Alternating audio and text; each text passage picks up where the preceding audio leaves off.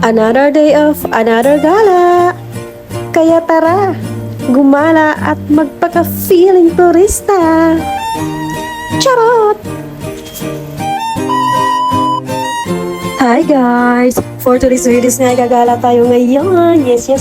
Pupunta po tayo ngayon sa Sicao Green Tunnel dito sa Anang, Tainan, dito lang sa Taiwan.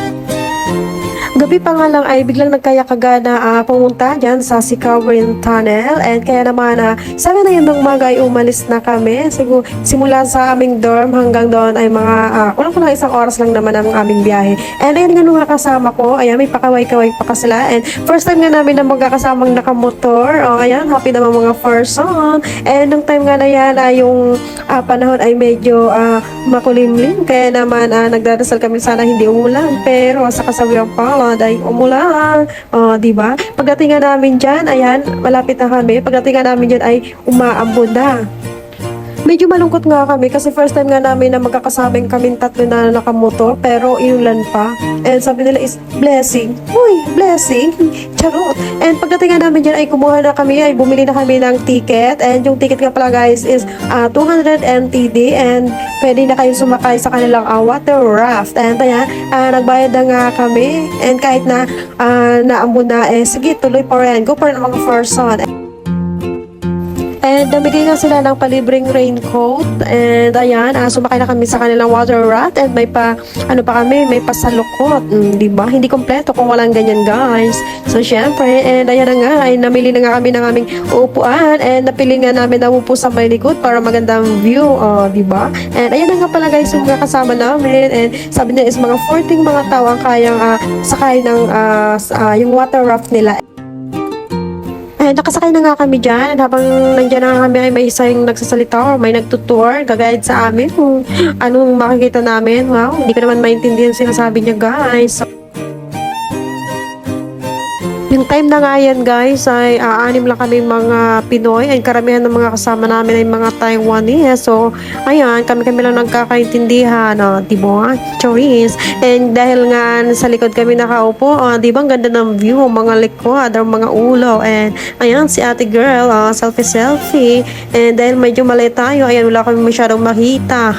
Charot. And ayan, yung time na yan guys is medyo naambon-ambon, and ganyan makikita nyo. Pagpunta nyo dyan is sakay kayo, and then mga green, paligiran kayo ng kulay green. So ito nga pala guys yung Sicao Green Tunnel ay tinatawag din pala to na Little Amazon ng Tainan. And ayan, may nakasalubong nga kaming galing na dun sa dulo, and may pakaway-kaway pa, diba?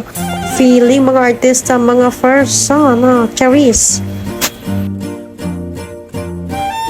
Puro mangroves nga makikita nyo dyan guys. Kaya naman puro green na green ang mga kapaligiran. Kung nature lover kayo, ayan, sobrang ma-appreciate nyo to guys. Promise.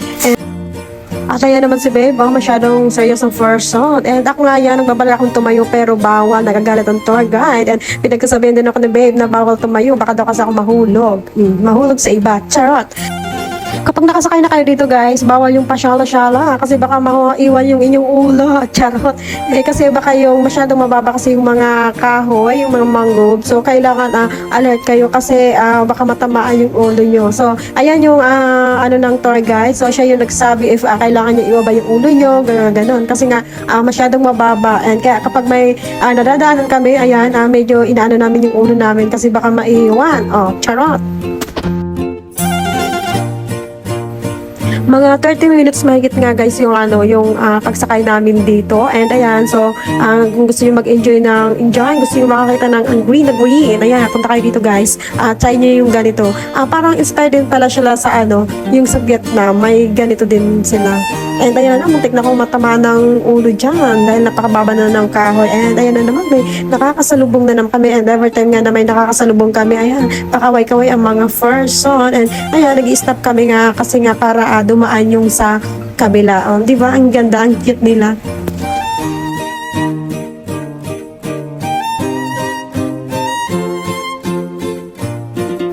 Siguro guys, kung kung mainit at hindi naulan, siguro mas maganda tignan, green na green. Dahil nga naulan, kaya medyo madilim, ganun.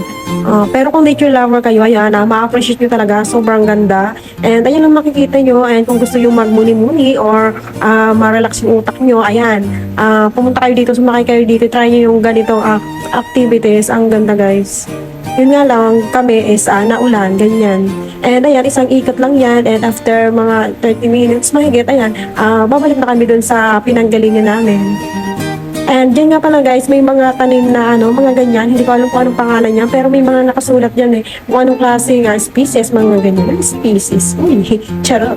And ayan, makikita niyo yung mga ganyan. And ayan, may dumaan na naman nga. And kaway-kaway naman ng mga person. Di ba nakakatawa? Nagkumakaway-kaway sila. Kahit na hindi kakilala. And ayan, nagpicture-picture nga kami dyan. And kapag nakasakay na kayo dyan guys, wala kayong ginagawa. Wala kayong magkakada. Mag-picture na mag-picture at mag-video ng mag-video. Ganyan. Yun lang mga makikita nyo. And pauwi na nga kami, ganun pa rin. Dadaanan nyo pa rin yung mga kahoy-kahoy na medyo mababa. And kailangan na mag-ingat talaga kapag nakasakay dito kasi nga baka matamaan ng inyong mga ulo.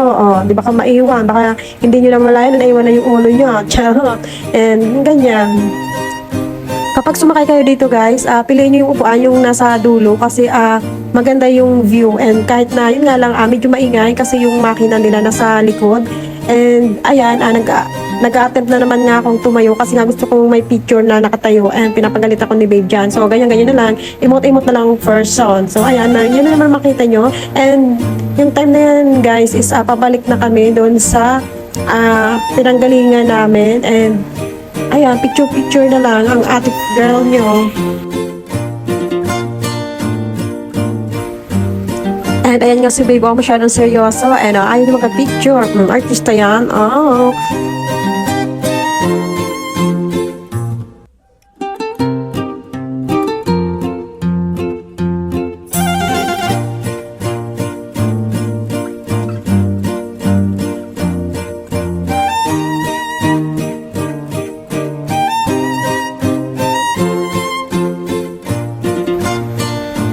Ayan na naman sa ate girl, nagpo-posing. And ayan ang mga kasama namin sa likod. And ayan, nag-attempt na nga si Babe na tumayo. Kasi nga nung time na yan is naka-stop naman. And pwede naman tumayo. And malapit na nga kaming dumaong. Ayan, malapit sa pinanggalingan namin.